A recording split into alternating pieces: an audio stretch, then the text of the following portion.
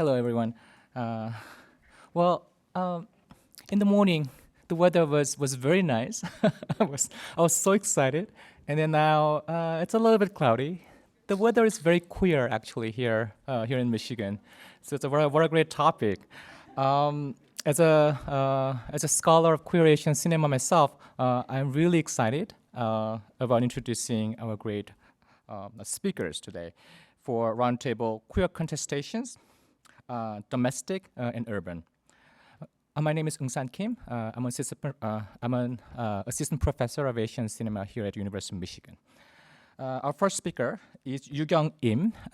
She's a PhD candidate in anthropology and women, gender, and sexuality studies at Harvard University.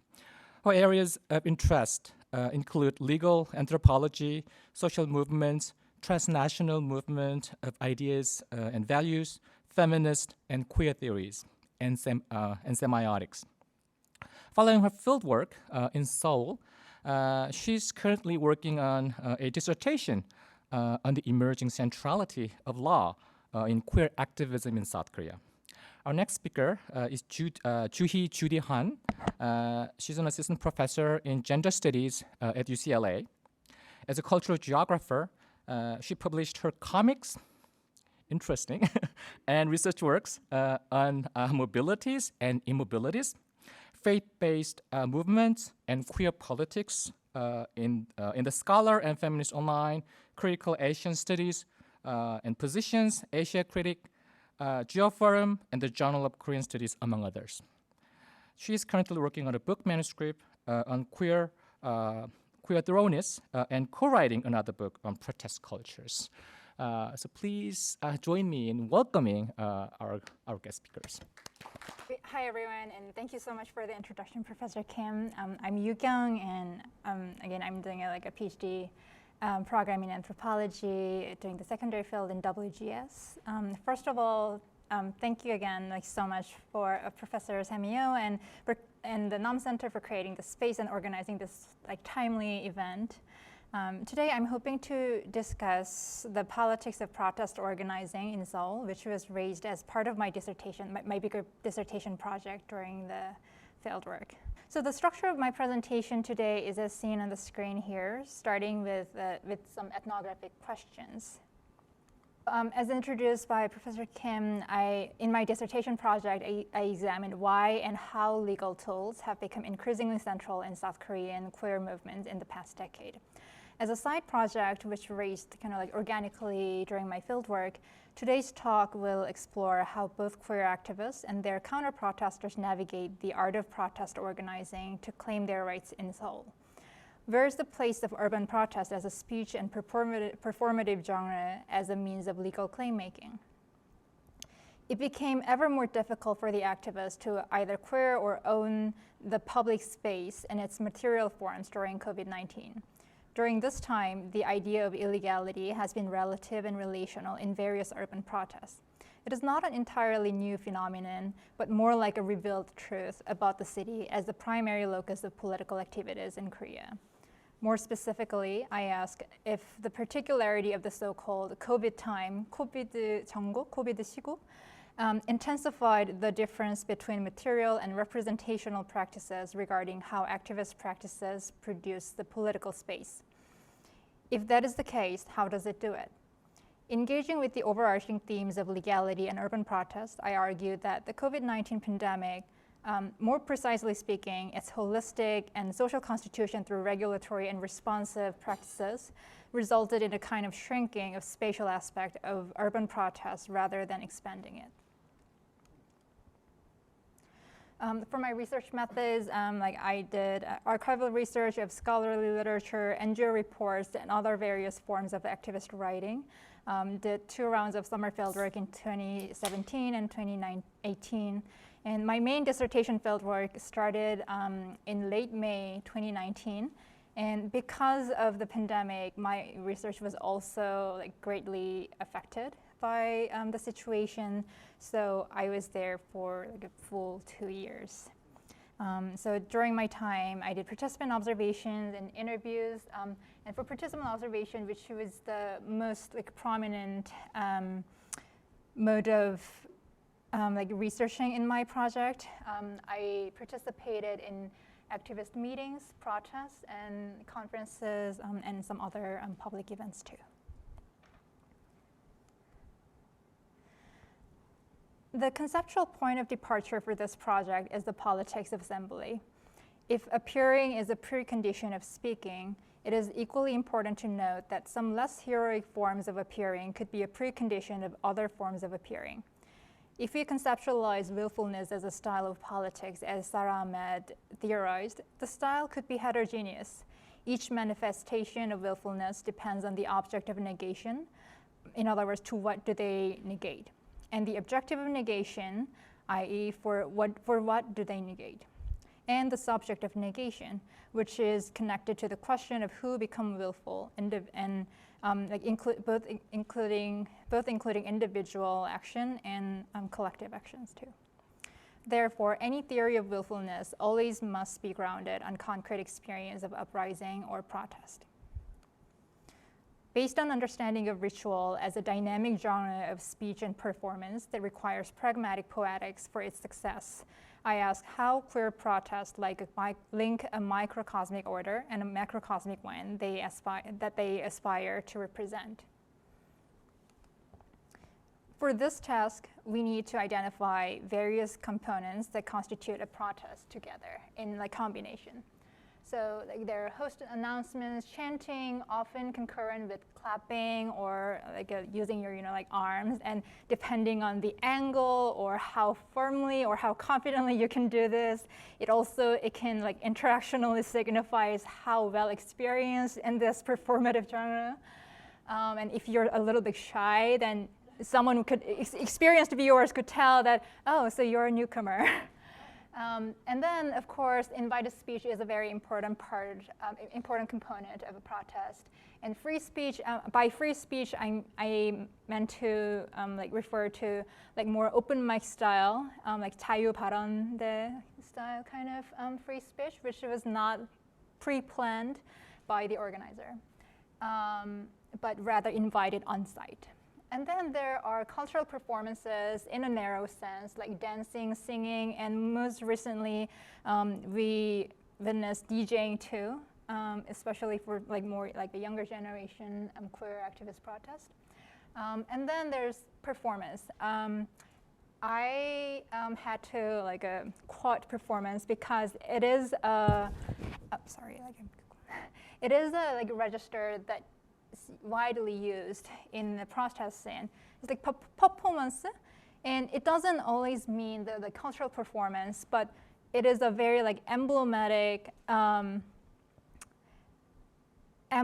manifestation of the message. So it's condensing your political statement that you're trying to make in that protest, condensing it in a performative genre, a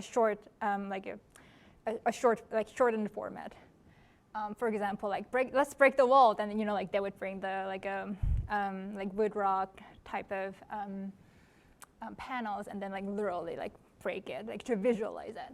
And then sing-along practice is now very widespread, and usually it ends with the recital of a statement, and then some protests involve marching too. So there can be different subgenres of protest depending on specific arrangement of the of the components that I just mentioned, and other contextual elements like venue and length. The boundaries of each subgenre could be ambiguous depending on the arrangement of different components in a given political ritual. For example, what is the difference between a march and a parade then? Sometimes certain segments of Seoul queer parade can get really closer to a march or rally, but it's still called parade, in terms of naming practice. And then for another example, what is the difference between a press conference and a rally when both involve a series of invited speeches in between chanting, performance, and statement reading? So I thought this naming practice was also noteworthy. Next, I would like to briefly talk about the legality of a protest as approved or disapproved assembly. Organizers must report their assemblies to the police of that jurisdiction at least 48 hours prior to the event. Although it is not that each protest must have a prior permission from the police, but in practicality, it requires organizers more or less active communication with the police before and during a protest. Activists sometimes have to be assertive, sometimes practice fake conformity, and sometimes try to collaborate and cooperate. If not, and oftentimes the law enforcement against a protest can be arbitrary. Thus, experienced activists try to make sure that participants are aware of their rights of assembly and speech, particularly in their potential encounters with the police. Although legality, legitimacy, and civility are not intrinsically related to one another, they form tight connections in popular discourses. This close relationship has been manifested more starkly since COVID-19. We generally saw more police presence while the number of participants in any given protest was highly regulated. At some protests, there were way more police than protesters. The ideological relation among legality, legitimacy, and civility was both confirmed and resisted in individual instances of protest. Since the local spread of COVID-19 in South Korea, since the local spread in Korea began in late January 2020, all public events, lectures, rallies, conferences are either canceled or delayed. Delayed events had to be postponed many more times until they finally got canceled after the hosts have difficult discussions and make final decisions, realizing that this is not going to end anytime soon. Press conferences, which small-scale human rights organizations usually hosted outdoors, those press conferences were also canceled and then appeared again only later in March. Even those limited occasions required extra precautions. Most press conferences held after the spread of the pandemic were very small in size, and most participants of these conferences wore face masks, and usually they were full-time activists. I personally presupposed an ending, but never could place my fingertip at a fixed timestamp. And I was not alone. Everyone's life was in a constant mode of pending, and also in the context of activist organizing. Although there were two extremely important events regarding transgender rights in Korea around the beginning of the year, all the relevant news in Q did not reach the public in timely manner. In mid-February, local spread in Daegu began, and that took away popular attention away from almost all issues but COVID-19. For activists, protest holds a special position as a powerful political speech and performance genre. The main function of this genre is to stir the public scene. In today's megacity like Seoul, where the landscape is more or less controlled by not only police but also the collective imperative for civility, a protest generates a spatio-temporal break through various modes of disruption in the city. However, the pandemic made it extremely risky to organize protests as a political tactic. When there was a local outbreak in Itaewon in May 2020, activists and many members of the queer community believed that we must not moralize and personify the infectious disease. But simultaneously, on the other hand, they were practically so worried about the political impact of the outbreak and public opinion bashing of the population. Some news media, especially conservative newspapers and online news media, produced voyeuristic journalism about gay saunas and bars. So it was in this context that the political risk and cost of protest organizing became so high. So first of all, the national and municipal governments enhanced regulations over assemblies. The government banned all kinds of political assemblies, past certain size, and regulated private gatherings too. In addition to the legal regulations, there was a moral panic around assembly in general. The moralizing discourse of infection was not completely new in Korean society, actually. Most representatively, people living with HIV/AIDS had to face it all the time. There are legal propositions to limit their sexual and labor rights. The more recent COVID-19 pandemic expanded the range of people subject to such moral panic around a disease and personification of viruses. Popular discourses divided people largely into two groups: responsible citizens who sacrifice their joy and pleasure to protect the community, and the irresponsible, selfish ones who are careless and put the entire society at risk in the discursive level. Both the legal regulation and discursive policing increased the political cost of protest organizing dramatically. Organizers had to be very careful about public health measures, such as checking and recording individual participants' body temperature, contact information, and names. They also had to advertise their such efforts broadly to prove that their assembly is not doing harm to the public good. Late capitalism's highly political use of depoliticization already does that job, I think, but COVID-19 added one more layer to it. It was in this context that some right-wing conservative Christian organizers of anti-queer campaign appeared as more resistant and rebellious against the state regulations, thus being more activist-y. For example, mask became an emblem of either conformity or resistance. It also signified civility in its absence. 때문에 얼마나 고난을 당하고 있는지, 신학교가 지금 얼마나 어려움을 당하고 있는지를 말씀해 주실 겁니다. 서양 목사님. 야, 다이까지 나가려면 동성애를 해! 야, 선생님 왜 동성애자야! 말도 안 돼! 네, 저는 서울. So here, please, pay attention to the mask, the speaker's mask. CBS 방송이. And then the guy intervenes, hey, lower your mask. And then he put it again, maybe I should be more careful. And then who's the church leader, he's the main organizer. He does this, no, put it off.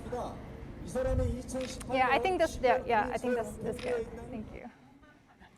So all this, moral tensions and nervousness around the mask. But then the main organizer, who was on the left of the speaker, he was one of the most vocal ones about resistance against the government's mask wearing policy and also vaccination policy too.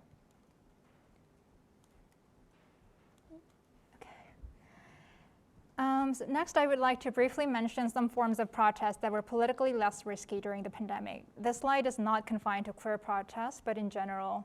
So for the sake of time, I think I wouldn't read these various forms.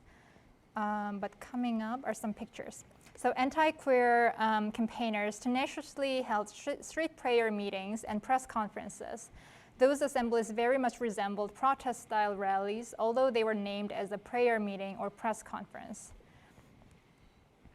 And here on the left side, it was press conference, but still it was much more of a rally.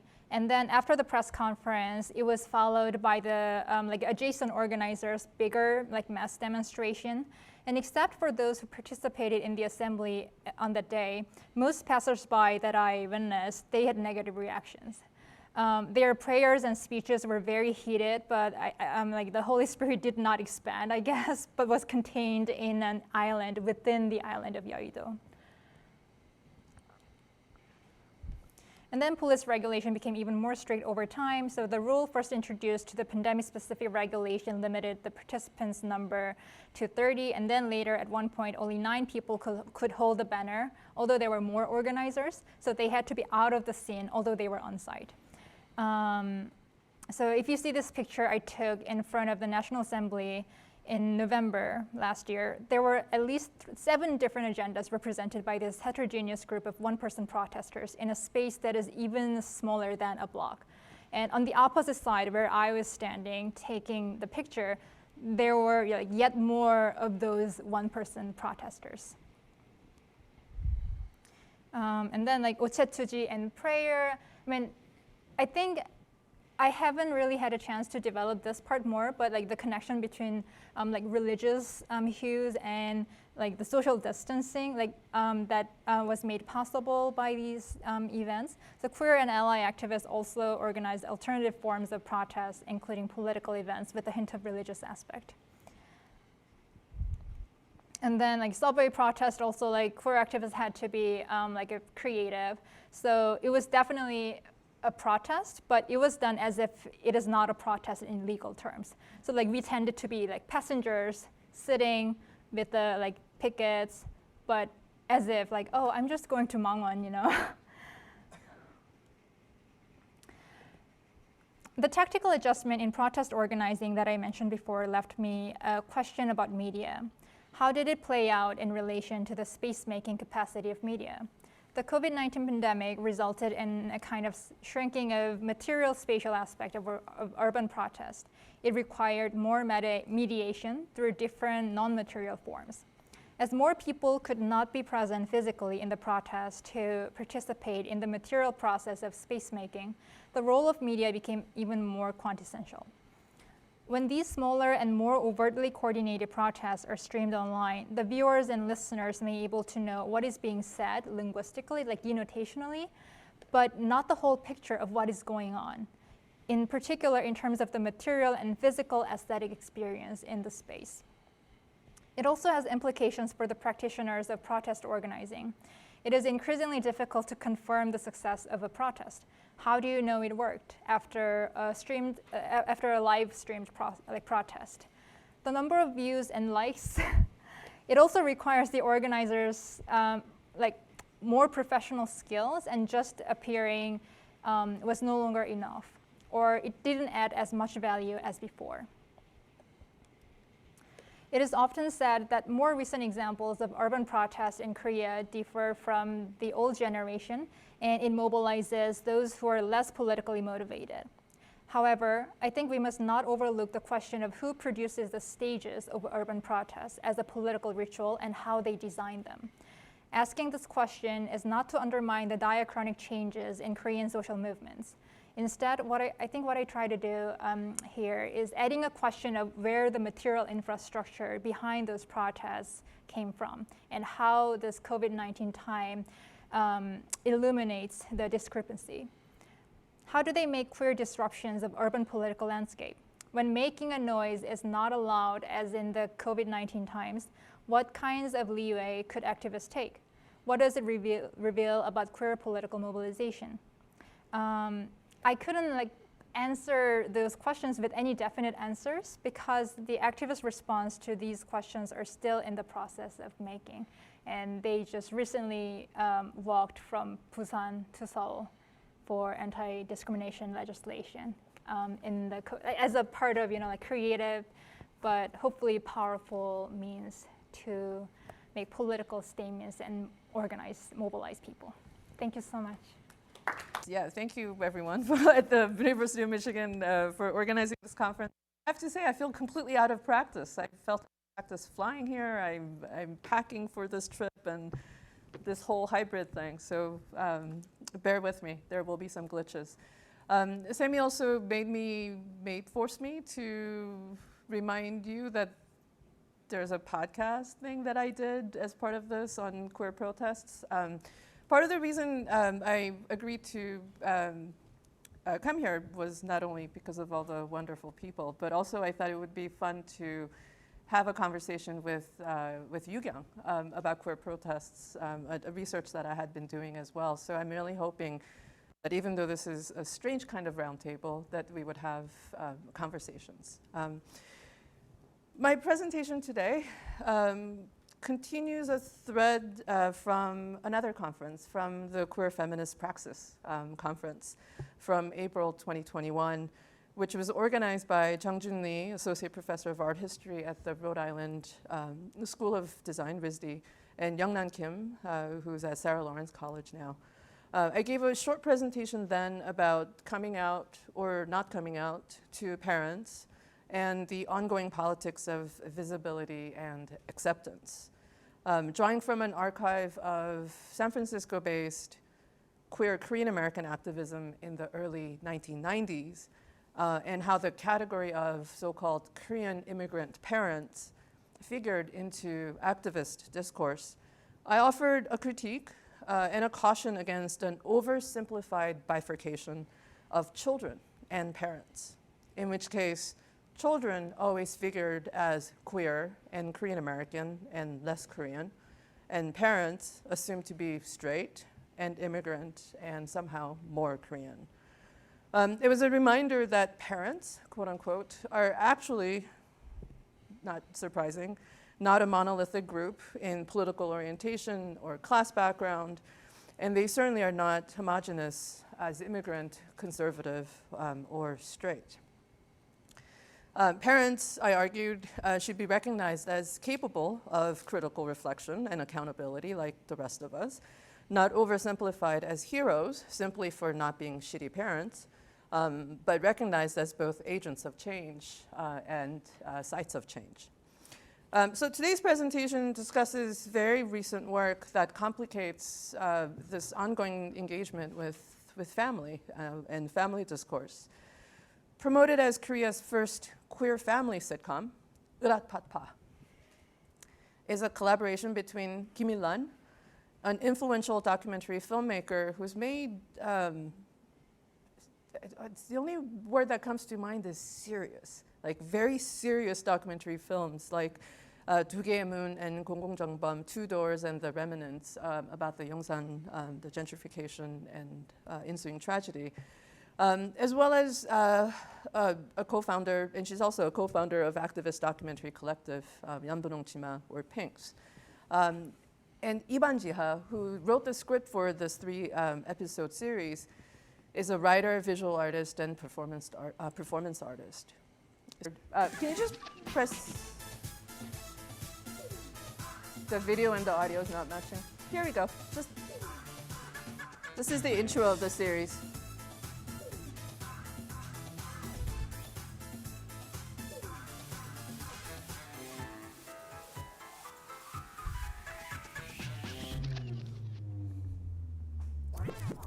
So the 3-episode miniseries was released on YouTube in March 2021.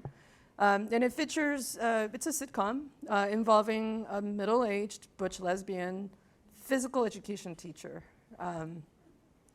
That's the right term, right? Gym teacher? I'm also used to saying gym teacher. And her chosen family.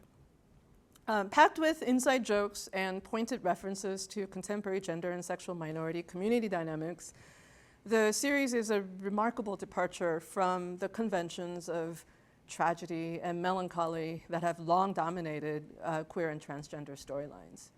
It also casts the city as a constitutive force in the domestic space, shaping dynamics and the horizon of possibilities for the characters in the series. In this presentation, I will focus on a couple of things. I'll focus on how 으랏팟파 engages with the scale of the neighborhood in particular and the city as interrelated loci of queer politics, and how the series produces complex, or at least complicates, queer and trans through lines that are imperfect and contradictory, both familiar and strange.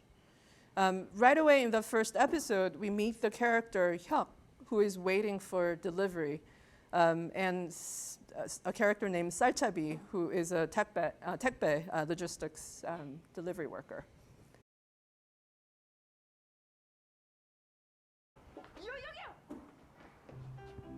You can just play it like this. 진짜 감사합니다. 제가 오늘 이거 꼭 필요했거든요. 네, 그럼 이만. 기사님, 저희 집 택배 좀만 더 일찍 배달해 주시면 안 돼요? 제가 아침에 딱 받고 나가면 좋거든요.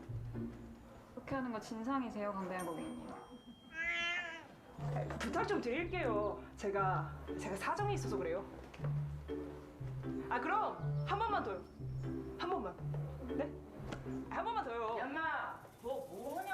바쁜 기사 양반 붙잡고. 기사 양반. 아주 그냥. 저기요.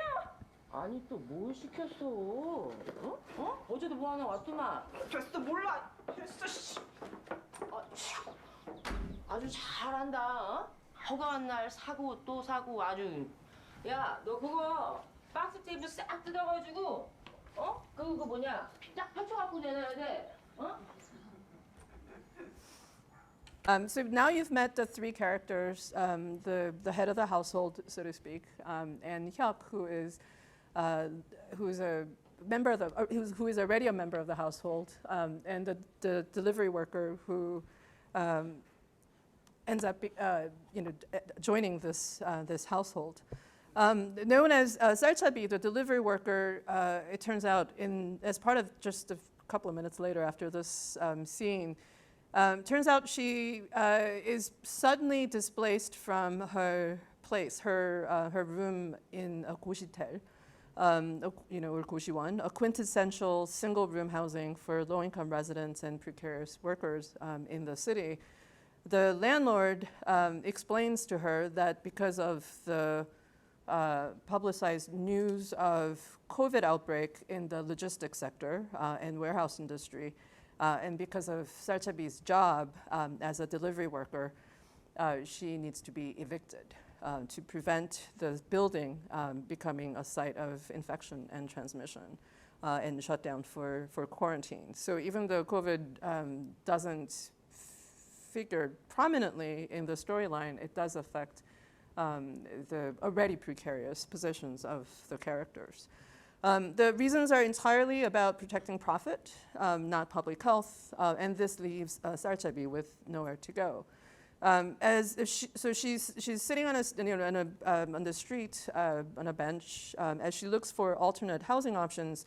Hyuk, who just met, was anxious about the delivery, happens to be in the neighborhood and offers their place, their household. Sarchabi is reluctant, understandably, to accept this offer, but this tenuous tie between a delivery worker and a consumer, and in fact, for the first couple of times, Sarchabi refers to Hyuk as 고객님, or I guess client or customer. And this leads to Sarchabi becoming a new member of Hyuk's household. There are chance encounters and sightings in the city at the neighborhood scale throughout the 3 episodes. And in fact, that actually made me a little nostalgic watching the series because in addition to the characters, everything that was going on in the neighborhood were telling in various ways, like who's wearing a mask, what kinds of businesses are open, what kind of businesses are closed, what kinds of public events are taking place, etc. In the very first scene of episode 1, the lead character, Go Hyun-mi, the gym teacher, is recognized by her students, but not exactly in a way that she would have wanted. Yep. It's a short clip. 안녕하세요. 그래. 야, 뭐야? 체육. 체육? 존나 이상해. 말만 존나 많아.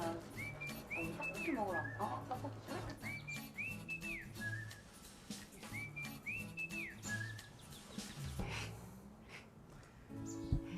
This is the very first scene, and it's a very it's a fleeting scene. But the students refer to her. So the one student asks, "Who was that?" And the other student says, "Gym teacher, weird, strange. She talks a lot."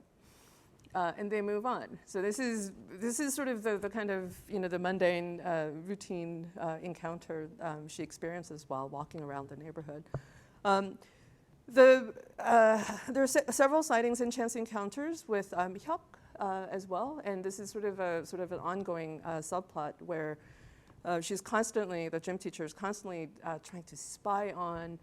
I guess spy is maybe too strong, but yeah, spy on Hyuk and their friend or date, or basically she's nosy. So around the neighborhood, she's constantly looking for who they're dating, who they might be on a date with, and she tries to pin down Hyuk's gender and sexual identity without success. Partly because there are multiple genders and different orientations implied.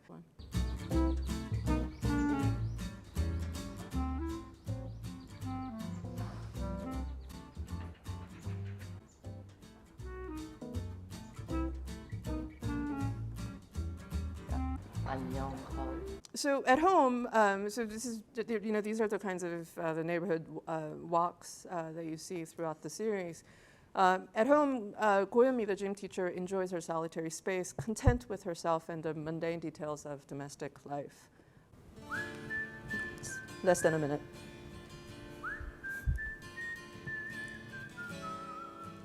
태양이 지는 이 시간에 빛, 온도, 종이 냄새, 그리고 나 바울핏.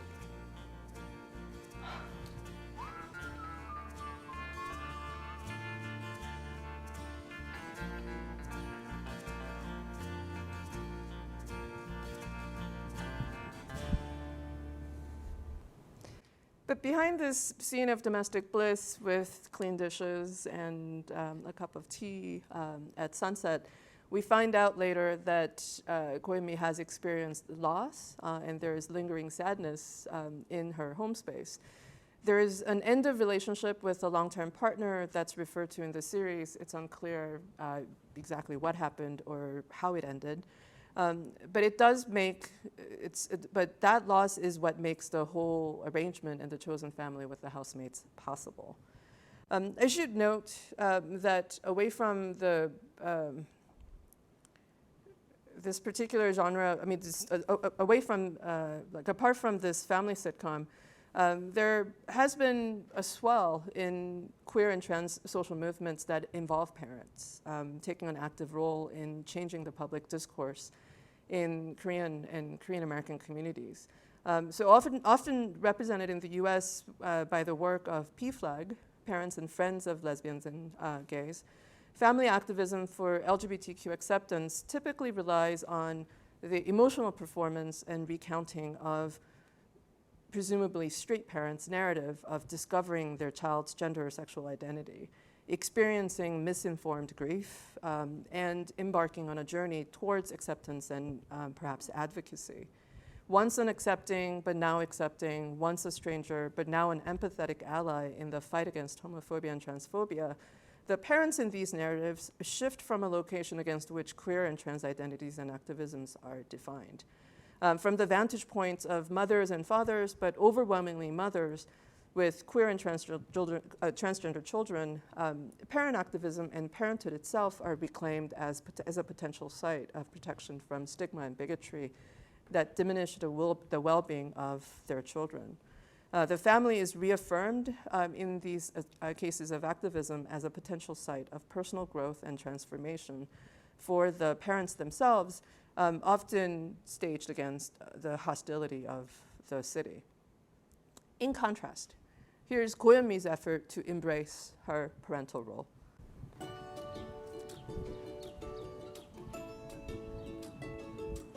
어서들 와서 밥 먹고 나가야지. 어? 야!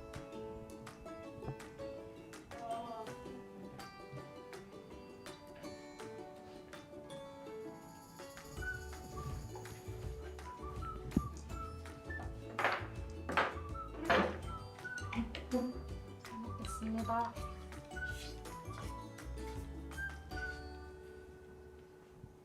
Here's a speech she 이른 prepared. 아침을 시작하는 너희들에게 꼭 해주고 싶은 말이 있다. 너희가 누구든 또 누굴 사랑하든 나는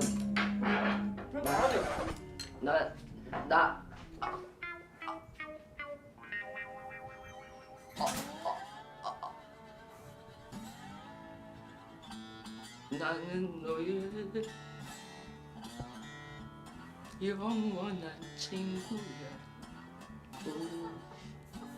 난 너의 알지 마. So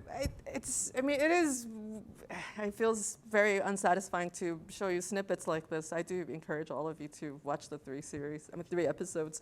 But it's clear that she is clumsy and endearingly, I suppose, laughable. And she's literally at a loss for words when trying to describe exactly who she is to them. Hyuk calls her dad, or pops, I suppose. We do not get a detailed explanation of how this choice of terminology came about, but it is consistent with her character's masculine femininity and status as a kind of a queer patriarch, a lesbian patriarch, I suppose. She's described as being in her late 40s. She's called 아저씨 at least once in the series. There are generation gaps that do not reflect well on for her, it's, as I said, the kind of laughable, her failure to communicate even her support for the housemates is also sort of a recurring laugh line. But she's also uninformed and at times offensive to Hyuk's chagrin. But maybe that's also part of being a parent, to embarrass the children. This is a long scene, and so I probably won't show it. And actually, you might recognize Yu-kyung as a cameo. I think you're still in this clip.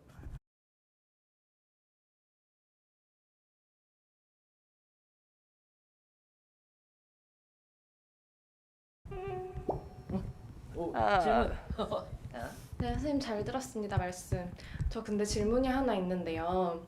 아까부터 계속 여자라는 어휘를 사용하셨는데 혹시 지금 말씀하시는 여자 혹은 여성의 범주가 어떤 것인지 궁금합니다. 여자라는 건 여자라는 건 그야말로 책임이지. 책임이요?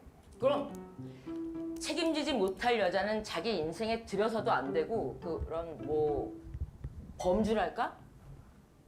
영역 좋다. 영역을 잘 피오라고 could you stop, please? 생각하시면 안 돼. So yeah, this is really hard with the glitches. She's invited to give a guest lecture on her life, basically, and what it means to be a queer person of her generation. It's a little off, shall I say. She shares her life story, but then she makes these assumptions about both the audience being entirely queer or whatever, however she sees it. She also repeatedly uses,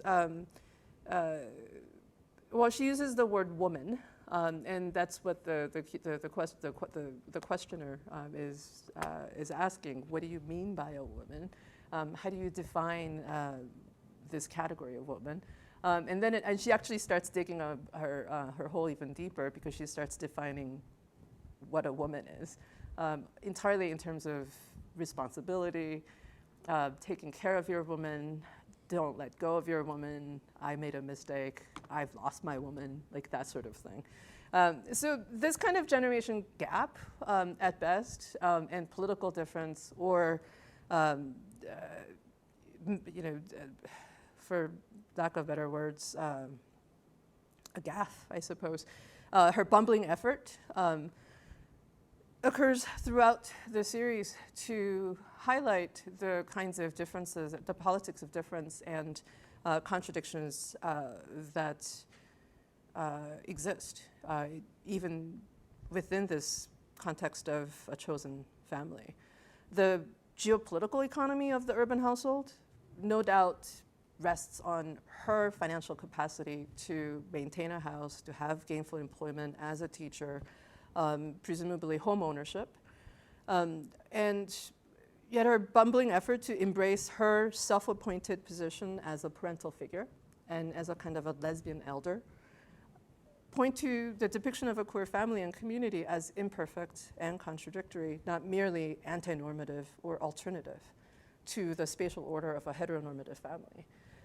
If this were an entirely anti-normative or sort of a queer alternative series, we might have actually seen, for instance, a couple at the head of the household or whatever, and sort of reproducing the family dynamic in a much more predictable way. But nothing goes as planned in this series. This particular workshop scene, classroom scene, is, I think, incredibly instructive. And right before this scene is actually I think that's where Yu-kyung has a speaking line. It's what I'm going to ask you about afterwards. So Urapapa is an urban queer family sitcom, not consisting merely of a queer character in a straight family context, but actually with no straight people in sight to define queerness.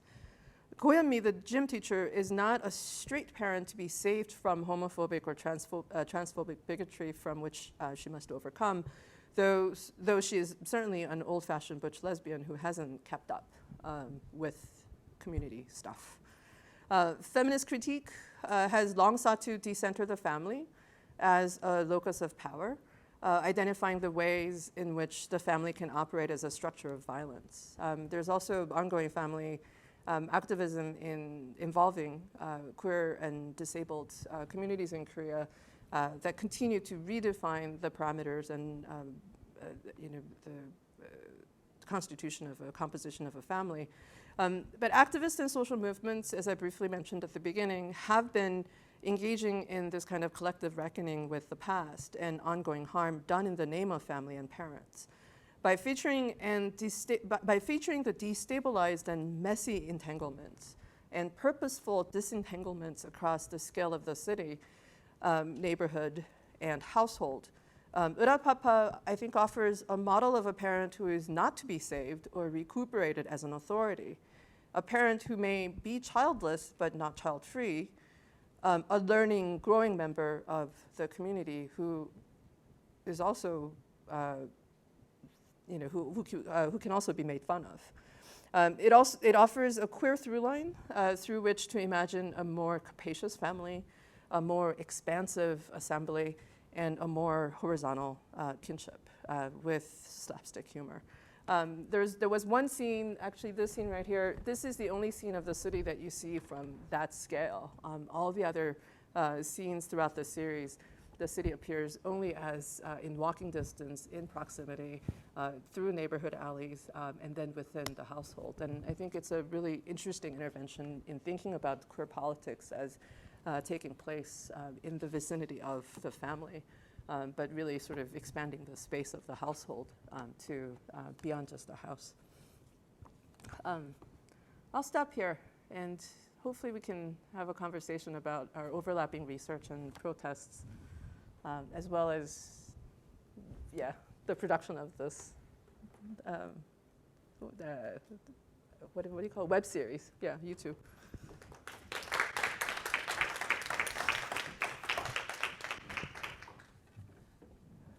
We're not wearing masks up here, right? Yeah, you go ahead and keep the masks off. You're good. Off, yeah? No masks. Okay. You're spaced. All right.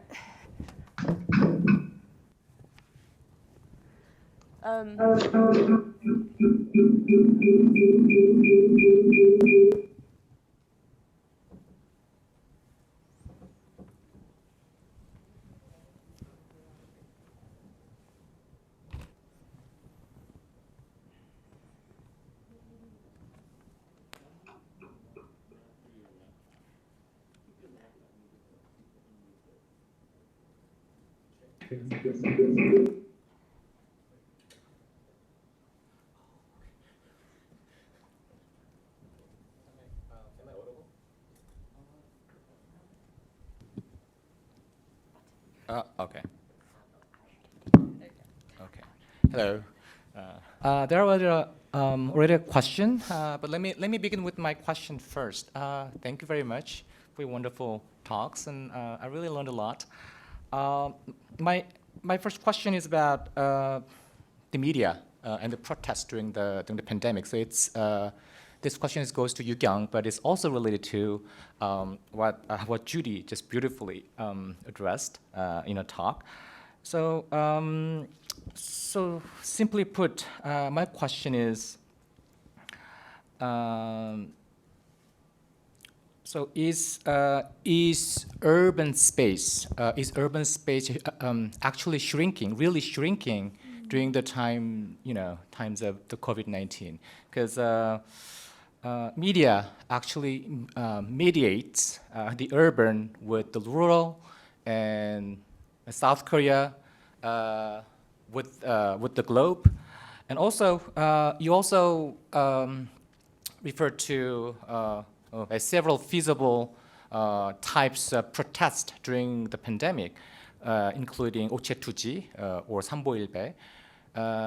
But when we think about the nature of those protests, we are actually they are using their bodies as their media.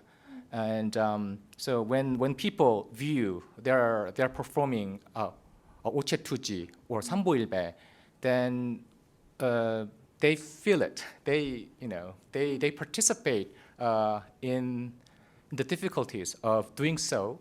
So it's very effectively conveyed.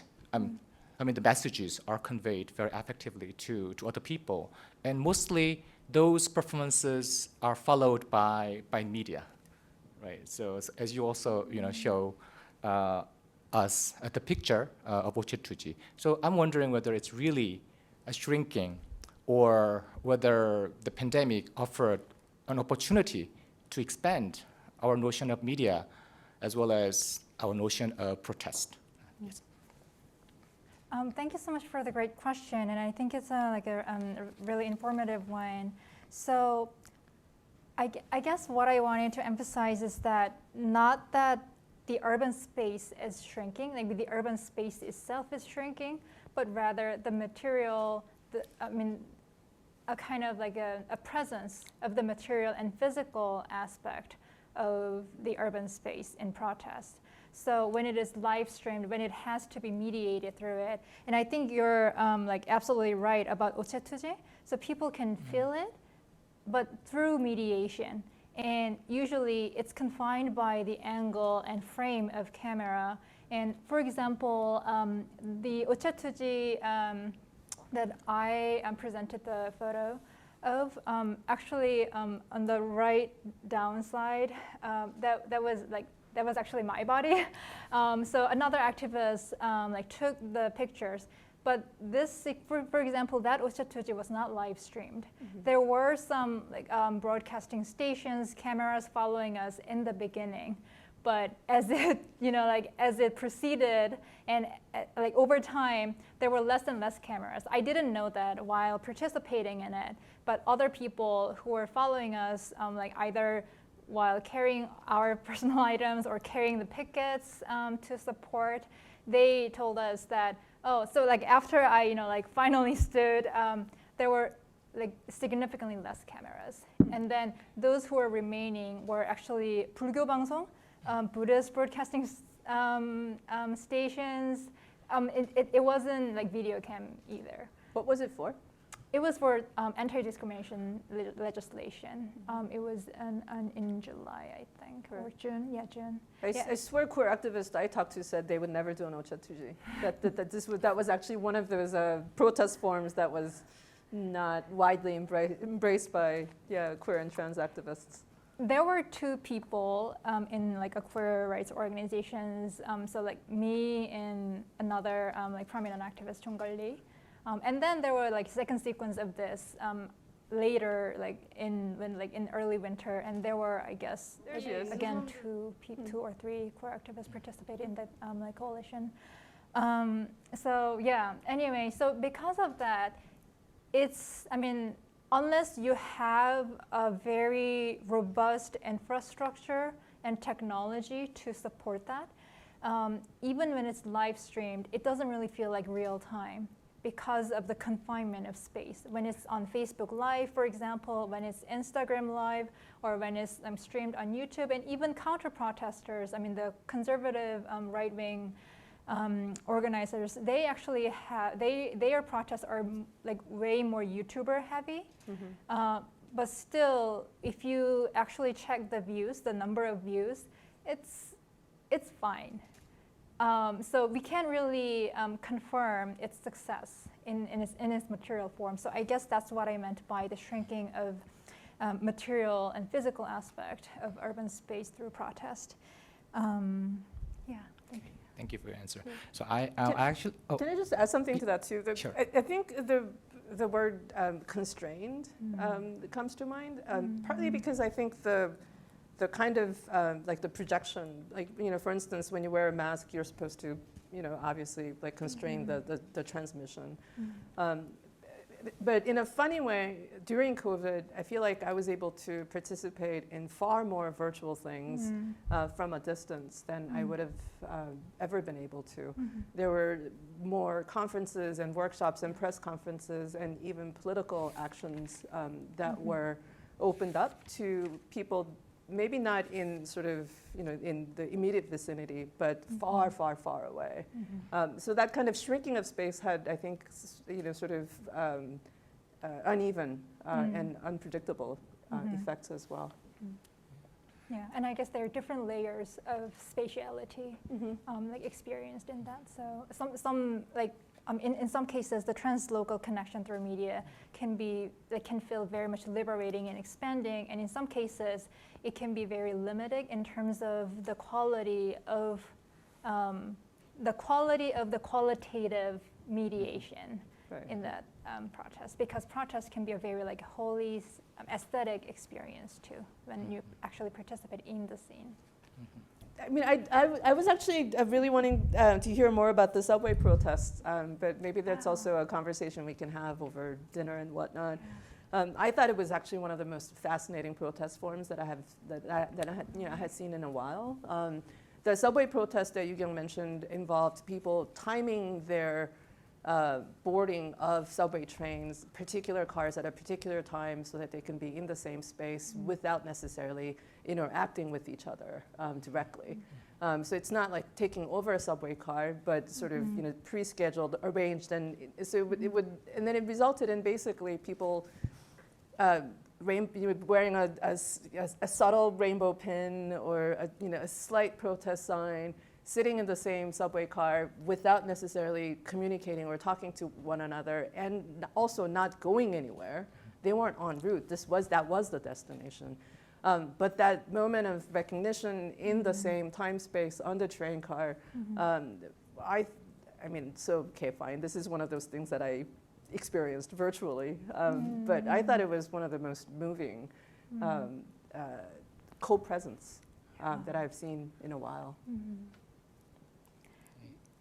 You didn't think so? No, I mean, I agree. And I'm just thinking like thinking through it, because there were two or three different instances of subway protests. And I think the one about more subtle co-presence in the space was about to commemorate late Hyun-hee-soo. So it was more subtle, like with rainbow pin. But the one in the picture, it was not really subtle. Like we were like screaming, but not verbally, not sonically, but like visually. Right. And then we didn't talk verbally like a lot, but still on Telegram we were talking. So there were a lot of behind the scene communication and organizing. Like I mean the Nam Center is doing right now, this hybrid form of organizing an event and protest. So that was actually the question that I wanted to ask too, about the distance and the kinds of communication between the kinds of the artistic and cultural production like Rapapa and the political scenes. How you see that distance between, for instance, street protests and the kind of domestic or domestic bliss, or sort of more perhaps apolitical queer spaces?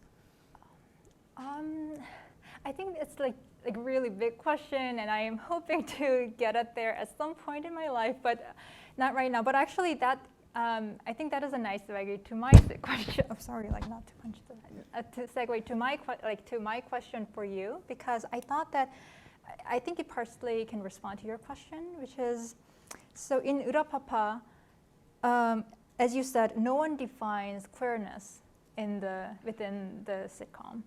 And what's interesting is that a big contrast with my research project, or the object of my research project, is that in legal institution and claims for that inevitably relies on definition and the act of defining. But Urapapa is radically different form or mode of actually, I see it as activism too in its form. But it's a very different mode of activism, I think. So I also have that question. So it could be very far from each other, but also at some point, those different modes are motivated by a very connected or even similar political aspiration. So I thought that's very interesting part. Yeah, and just in terms of the material infrastructure that you talked about, queer protests too, the production of the sitcom involves activists, prominent human rights attorneys, practically celebrities in my book, like as far as queer and trans activism is concerned. And the filmmaker and the writer of the series, I mean, they're not strangers to political activist scene by any means. So it's by describing it as apolitical, I certainly don't mean apolitical, right? But I do keep wondering about that gulf between the two structures. On the one hand, we have such regimented idioms of rights and claims and the legal structure, and then we have this entirely different discourse where those words actually don't appear at all, and not even identity claims. So I don't know if they're necessarily parallel projects that converge at some point, or parallel projects that will never converge but somehow support one another. It's definitely something to think about. Yeah, definitely. So 2 questions are going to both presenters, and 1 question is to Judy. Okay. The first question is from Professor Dredge Kang at UC San Diego.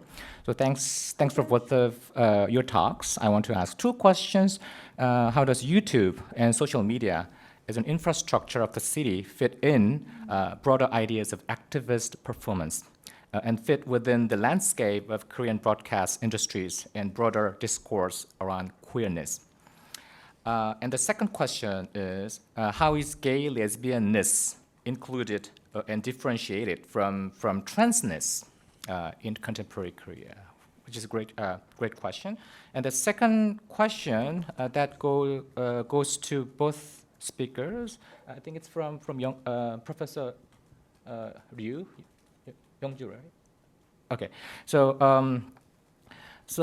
let me summarize the question. So what can the convergence of queer protest culture and COVID pandemic teach, or how can it change the existing language performance and aesthetics of protest?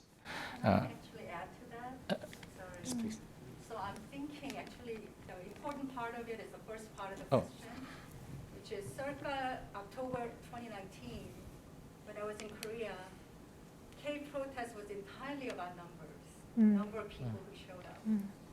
So 태극기 versus 조국, the legitimacy and visibility of one protest event over the other had entirely to do with how you're counting the number of people who were there. So the aesthetic there is essentially majoritarian. And so I think there's an opportunity here because pandemic forced these spectacles of protest events to disappear or to go on hold, to go into abeyance. I think there's opportunity for queer protest culture, which Minority will never protests. amount to a majoritarian aesthetic. It's not something that it aspires to in the first place. Right. To change this particular culture here. So that's the question. Okay, Right. great. There are 2 more questions due to lack of time. I'm going to read it quickly. So Chel Jones asked question to Judy, Dr. Han. So could you please tell us more about the public reception of Urapapa? In addition, how did queer communities respond to the series? And another question is from Professor Ji-Hoon Kim at Chungang University. It goes to Yu-Kyung. So the types of protests that you examine in the context of the recent queer protest date back to other protests by other groups of the disenfranchised, including those by labor activists and disabilities. So I was wondering what distinctions do you see between the two in terms of the larger history of social movements and the mediatic and performative dimensions. And he also asked a question to Professor Han. So for Judy, how do you see Urapapa in relation to the documentary practice of 연분홍 치마? Not only 2 doors and the remnants, but also FTM, and other documentaries that directly concern minority politics of sexuality. I'm sorry. There's a way that I can address several of those questions, but maybe I'll just start there. Kim Il-lan of Yeonbudongchima has said, I think in an interview, or maybe she said that to me, I can't, it's that she was also interested in expanding her repertoire beyond documentary filmmaking. So in some ways, like using social media, using YouTube, using the kind of minority strengths, or in being able to organize these kinds of cultural media productions is in itself a response to the kinds of limitations that she's seen from more conventional filmmaking. So the question of the reception to Uratpatpa, I don't have the answers to that except to count the number of likes, or or to ask for the number of subscribers, to certain videos. But I think it's important to know that these productions are in themselves a response and a participation in sort of an ongoing effort to produce more interesting, more more watchable, and more, I don't know, less something, less better stuff than the kinds of the more conventional or mainstream depictions. And more accessible to the community, whatever, however it's imagined. I mean, to the broader queer community, I guess, like beyond the tight circle of activists, like professional activists. Yeah, and distribution is a huge thing. So I mean, I think just because we have, just because anybody can open up a channel and set up a channel on YouTube doesn't mean that people are going to watch it. I think we all know that. So I think they're struggling with both monetizing, but also trying to build a base from this. So I think it's part of a longer conversation, for sure. You want to respond to the protests stuff? The protests, yeah. And first of all, Professor Dredge Kang's question, I thought the question was only for Professor Han, so I was like, doo-doo-doo, and then later I realized that it was for both of us. I thought like one interesting... That's what I do. So you're like putting it up. One interesting scene from Urapapa was actually the, like the generational gap between Ko Hyun-mi and whose name was also Ko Hyun-ung, which was a very typical older generation butch lesbians, like like masculinizing ones, very feminine name, Hyun-mi. And then there was one student in the scene. It wasn't like presented at today's talk, but one student says, "Oh, so you are gay." I mean, the Hyun-mi says, Ko Hyun-ung says, "Oh, so you're gay, right? You understand, like the gay culture, everything." And then the subject, who was like named as gay, they say, and they says, "I'm gender fluid." And like there's this like very pretentious American accent, Right. 저는 gender fluid예요. So like that kind of performance, I think maybe it does not answer to the question, but it captures it. Yeah, and then she gets it completely wrong, like right after that. Remember, and then she says, "Oh, gender fluid. Oh yeah, I have gender friends. I have a lot of gender friends. So did you used to be?" And then she gets cut off, which she needed to be cut off. Yeah. So I mean, the Dredge's question about the difference between gender minority and sexual minority, queer and trans politics, these dynamics are very much embedded in the series. I feel like I've watched each episode at least 10 times, and I think every time I see something different, it's really smartly written. Okay, may I ask one more question from the floor? Actually, it's related to what Ms. Jones asked about the reception of Urapapa in South Korea. It goes to Judy, and I wonder. I'm sorry. It's from one of our graduate students here at Michigan, Sunong Kim. I wonder how much Urapapa reflects on contemporary Korean family form, as mostly urban citizens are comprised of single household nowadays. It's fiction. So how realistic is it? I don't know. That's sort of not. I'm not prepared. I think it's not a matter of like an accurate representation in a measurable way, because, for example, so like 50% of the members of the queer community are actually like single-person households, so it doesn't like represent the majority. I don't think that was the point of this, like the producers. But still, I think there were like many alternative or like those various forms of living community, and that is actually related to the political economic circumstance that all residents in Seoul are situated in, like high rents and like extremely high barrier of entry for any affordable or decent housing market. So sometimes, especially younger, like members of the queer community, I mean, they have no choice. But it does, so I think it's like very like related to the political economy of housing in Seoul too. Yeah. I do think it's interesting because as much as I find the series relatable and familiar, partly because of the familiar faces and the producers of the series, it's not exactly realistic. I mean, it's certainly not a documentary film, and like you said, it's not. I think that's not the point of cultural productions like this. If anything, I think it broadens the horizon of possibilities and pushes it.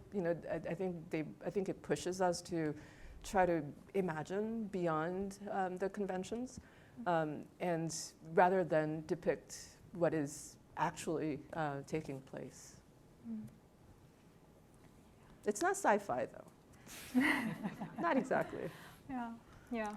How about responding to what Professor Youngju Ryu asked in terms of the distinction, like two different types of protest cultures, which is majoritarian, and then also this new type of intervention of a performative queer protest, and also it is also related to what Professor Jun Kim asked. So he was wondering about the mediatic and performative dimensions of this new change or shift in terms of protesting. So could you please respond to these questions?